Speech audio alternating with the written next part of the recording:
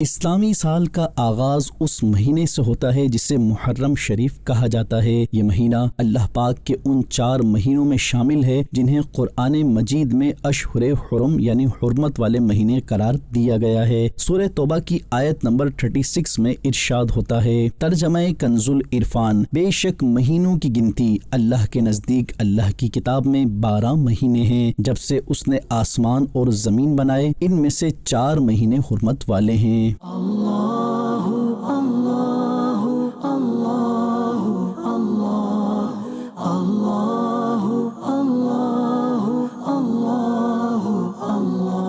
اسلامی سال کی بنیاد ہجرت نبوی پر رکھی گئی۔ مسلمانوں کے دوسرے خلیفہ حضرت سیدنا عمر فاروق رضی اللہ عنہ کے دور خلافت میں صحابہ کرام علیہم رضوان کے مشورے سے ہجری کیلنڈر کے نظام کا آغاز کیا گیا اور محرم شریف کو اس کا پہلا مہینہ قرار دیا گیا۔ یہ مہینہ محض تاریخ کا ایک ورق نہیں بلکہ اس میں صبر و وفا، تقوی اور حق کے لیے قربانی کا عملی پیغام بھی چھپا ہوا ہے۔ امام عالی مقام حضرت سیدنا امام حسین رضی اللہ عنہ نے اس مہینے میں اپنے نانا جان صلی اللہ علیہ وآلہ وسلم کی دین کی سربلندی کے لیے کربلا کے میدان میں عظیم قربانی پیش کی۔ شیخ طریقت امیر اہل سنت دامت برکاتہم العالیہ فرماتے ہیں، کربلا والوں کے نقش قدم پر چل کر حقیقت میں ان کی یادیں منانی، یہ یادیں منانی، ہاں شہیدوں کا ذکر خیر کیا جائے، ان کے فضائل بیان کیے جائیں اہل بیت کے،